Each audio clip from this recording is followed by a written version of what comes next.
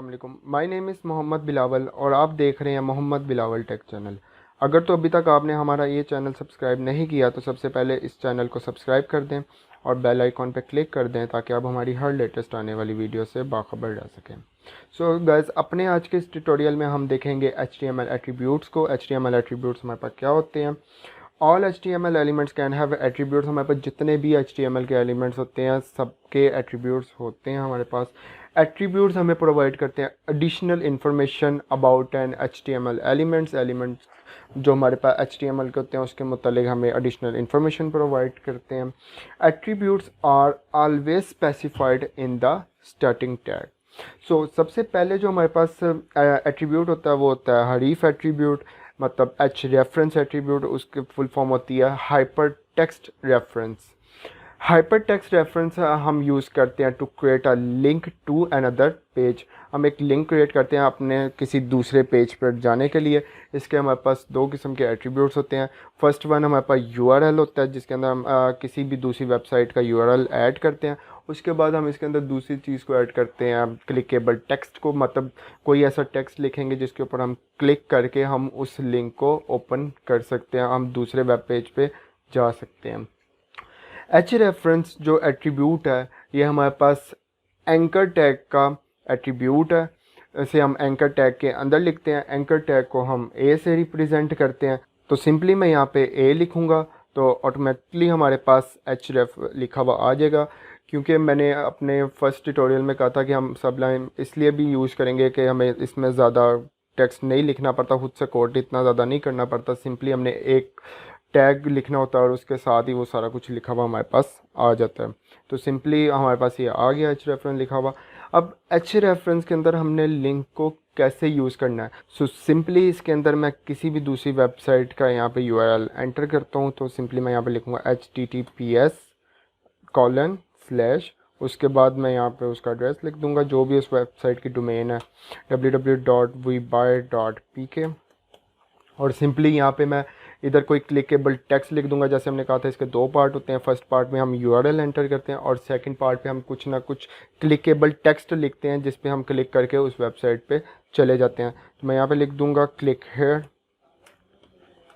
तो Ctrl+S करके इसको सेव करूँगा। सेव करके हम अपने वेब ब्राउज़र को एक बार रिफ़्रेश करेंगे।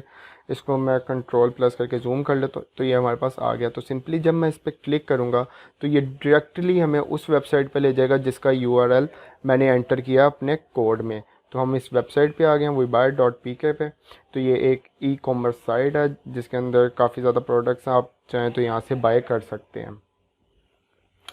उसके बाद अभी हमने देखा कि हमने इसके अंदर URL एंटर किया और यहाँ पे क्लिक हेयर किया तो ये हमें अपने जो हमारा जो पेज था जिसके ऊपर हम काम कर रहे हैं वेब पेज, उसने उसी पेज के ऊपर हमें ट्रांसफ़र कर दिया दूसरी वेबसाइट पे।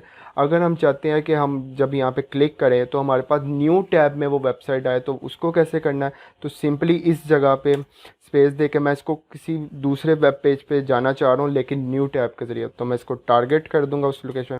टारगेट यूज़ करके हम अंडरस्कोर यूज़ करेंगे, साथ में ब्लैंक लिखेंगे। तो ये यहाँ पे हमारे पास काम करेगा कि हमने एक ब्लैंक पेज को टारगेट किया।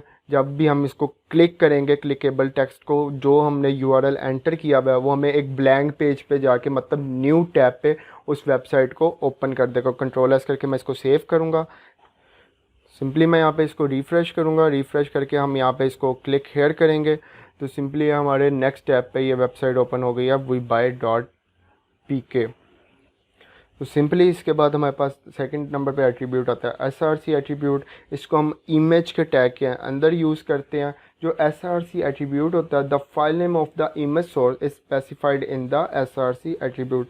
जो भी हमने फ़ाइल को लगाना है, जिस इमेज को लगाना है वो स्पेसिफाइड होती है हमारे पास SRC एट्रीब्यूट के अंदर। हम इसके अंदर उस इमेज का पाथ रखते हैं। वो कैसे रखते हैं तो सिंपली यहाँ पर मैं इमेज का टैग ले लूँगा इमेज और इसके अंदर SRC लिखा हुआ आ गया। अब इसके अंदर हमने पाथ को कैसे एंटर करना है तो मैं यहाँ पे कोई इमेज देख लेता हूँ मेरे डेस्कटॉप पे अगर पड़ी हो तो। हाँ, ये है हमारे पास एक इमेज। सिंपली हमने इसकी प्रॉपर्टीज़ में जाना है। प्रॉपर्टीज़ में जाने के बाद सबसे पहले हमने उस इमेज की लोकेशन को ऐड करना है। तो सिंपली यहाँ से मैं इसको कॉपी कर लूँगा। यहाँ से लोकेशन को इसको कॉपी किया प्रॉपर्टीज़ में जाने के बाद। कॉपी करके हम यहाँ पे इसको पेस्ट करेंगे। देन स्लैश यूज़ करेंगे और इसके बाद हमने इस इमेज का जो भी नाम है उसको यहाँ पे एंटर करना है, जो भी हमने उस इमेज का नाम सेट किया हुआ है। तो सिंपली मैं यहाँ से इस इमेज के नाम को कॉपी कर लूँगा, हम इसके आगे यहाँ पे इसको पेस्ट कर देंगे। पेस्ट करने के बाद फिर हमने डॉट लगा के उसकी एक्सटेंशन रखनी है, जो भी उस इमेज की एक्सटेंशन है। तो यहाँ पे मैं डॉट ऐड कर रहा हूँ।